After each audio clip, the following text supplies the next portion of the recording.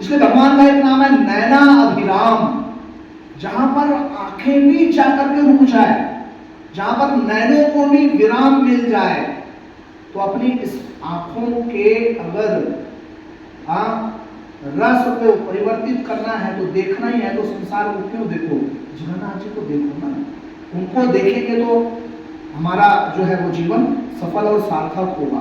तो इंद्रियों के दमन हम कैसे करेंगे, उसको दबा नहीं सकते आप। दबाने की कोशिश करेंगे ना, जितना ज्यादा दबाएंगे तो एक ही बार जब विस्फोट होगा तो सब खत्म कर देगा, सब खत्म कर देगा। पतन तयोधया गोपाल जी बोलते, सीधा नरक में लेके जाएगा, सीधा। इसलिए उनको दमन नहीं करना है, दबाना नहीं है, उनकी दिशा को आपको बदल देनी है।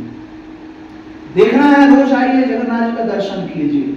वो जो आपकी आंखें है ना, धीरे धीरे धीरे धीरे क्या होगा, करत करत अभ्यास के आदि हो जाएंगे भगवान के स्वरूप को देखने के लिए। फिर वो और कहीं देखने की कोशिश नहीं करेगा।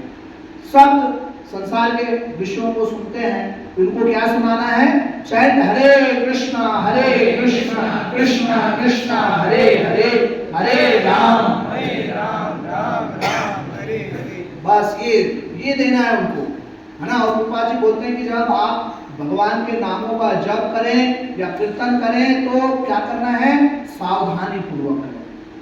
परीक्षित महाराज को भी श्री सुखदेव गोस्वामी जब श्रीमद् भागवतम की कथा श्रवण करा रहे थे तो बार बार उनको इंस्ट्रक्शन देते थे। श्रुणु नहीं कहते थे, सुश्रुणु।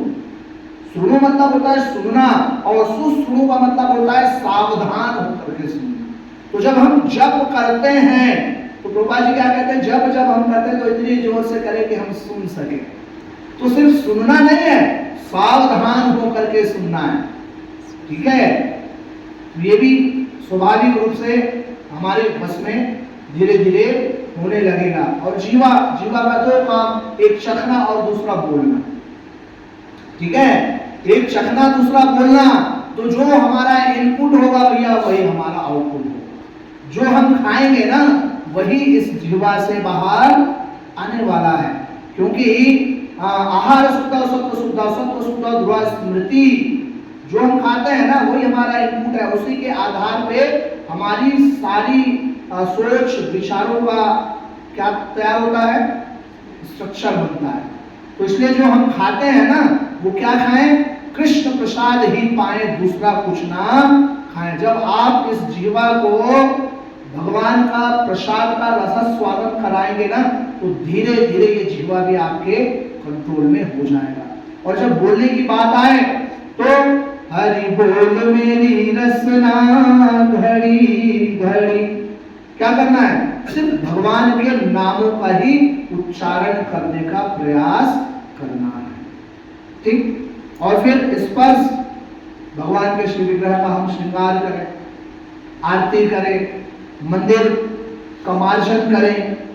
तो इस प्रकार से जितना जो कुछ भी हम करेंगे ना, इसी से हमारे इंद्रियों का दमन हम कर सकते हैं। अर्थात हम ऋषिकेश सेवनम, अपने इंद्रियों को, जो इंद्रियों के स्वामी है भगवान ऋषिकेश, उनकी सेवा में जब हम लगा देते हैं तो ये समस्त इंद्रियां स्वतः ही नियंत्रित हो जाती